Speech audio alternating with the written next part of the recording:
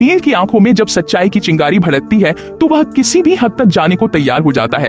Finally वह पल आता है जब नील सबके सामने श्रीचंद की गंदी सच्चाई, उसकी घटिया हरकतें और उसके झूठ का भंडाफोड़ करता है। कहानी वहीं से शुरू होती है जब नील को रुई वाले हार की सच्चाई का पता चलता है। वह हार जिसकी कीमत 100 करोड़ बताई जा रही थी और जिसे लेकर रजत की मौत और तेजस्विनी की हत्या की पूरी साजिश रची गई थी। लेकिन असल खेल इससे भी कहीं गहरा था। तेजस्विनी और रजत का आपस में क्या कनेक्शन था, यह राज अब सबके सामने आना था। दरअसल तेजस्विनी को जो स्कॉलरशिप मिली थी वह श्रीचंद द्वारा दी गई थी, लेकिन उसका इरादा नेक नहीं था। धीरे धीरे उसकी नीच नजर तेजस्विनी पर पड़ने लगी और जब तेजस्विनी को उसके घिनौने फ्रॉड का पता चला तो वह खुद को उससे दूर करना चाहती थी। उसे अंदाजा हो गया था कि वह किस जाल में फंस चुकी है। तभी से उसकी जान पर खतरा मंडराने लगा।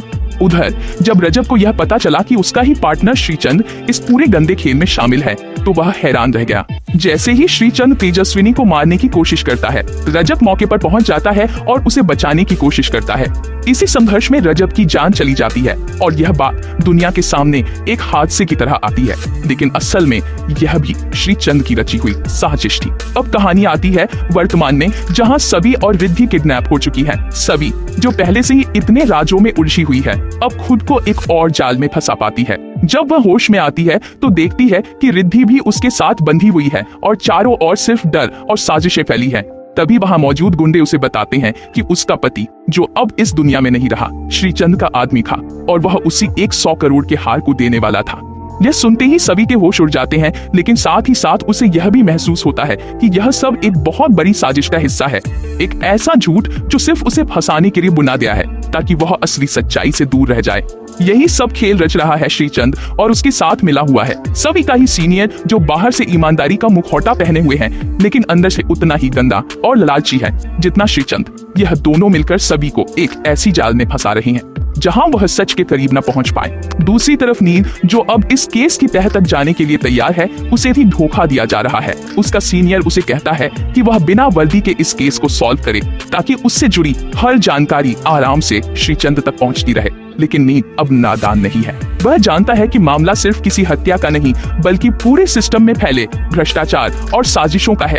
जब नील सभी से संपर्क करने की कोशिश करता है तो वह नाकाम होता है क्योंकि सभी अब किडनैप हो चुकी है। तब नील को समझ आता है कि यह मामला उससे कहीं बड़ा है जितना वह सोच रहा था। अब नील के पास दो रास्ते हैं, या तो वह नियमों को मानकर बैठे रहे या फिर खुद कानून बन जाए। वह बिना देर किए उस जगह पहुंचता है जहां उसे सभी के होने की संभावना लगती है। उसके अंदर तेजस्विनी की मौत का बदला लेने की आग भी जल रही है और अब सभी को बचाने की जिम्मेदारी भी। वह छुपकर गोदाम के अंदर दाखिल होता है और एक एक करके गुंडों को चुपचाप काबू में लेना शुरू करता है। इसी बीच उसे एक और चौंकाने वाला सच पता चलता है कि रुई वाला हार कभी असल में था ही नहीं। वह तो बस एक बहाना था, एक जाल था सभी को फंसाने के लिए। असल साजिश थी तेजस्विनी की हत्या को दबाना और रजत की मौत को छिपाना ताकि श्रीचंद और उसका गैंग अपने मकसद में कामयाब हो सकें। जब नील सभी और रिद्धि को छुड़ाता है तब सभी उसकी आंखों में देखती है और कहती है, नील अब और छुपाने का वक्त नहीं है, हमें सबके सामने सच लाना होगा, चाहे उसकी कोई भी कीमत क्यों न चुकानी पड़े। नील उसकी बातों में मजबूती देखता है और सिर हिलाकर कहता है, अब वक्त है इस गंदे खेल को खत्म करने का। इसके बाद दोनों मिलकर सारे सबूत जुटाते हैं। तेजस्विनी को मिली स्कॉलरशिप की फाइल, सीसीटीवी फुटेज, श्रीचंद की फर्जी फर्मों के पेपर्स, रजत की डायरी और वह गुप्त ऑडियो रिकॉर्डिंग जिसमें श्रीचंद खुद अपने अपराध कबूल करता है। नील और सभी इन सबूतों के साथ प्रेस कॉन्फ्रेंस बुलाते हैं।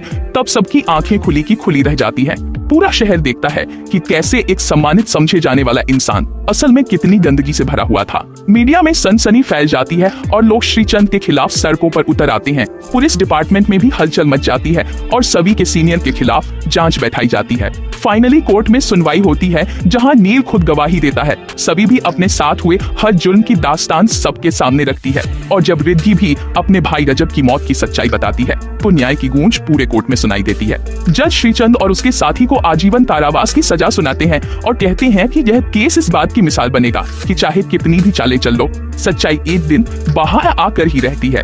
बाहर निकलते हुए नील सभी का हाथ पकड़ता है और कहता है, अब न कोई झूठ न कोई दूरी, हम दोनों मिलकर इस समाज को भी बदल सकते हैं, बस एक साथ चलना होगा। सभी मुस्कुराते हुए कहती है, अब डरने का वक्त नहीं, अब लड़ने का वक्त है। और इसी के साथ कहानी एक नई शुरुआत की ओर बढ़ती है।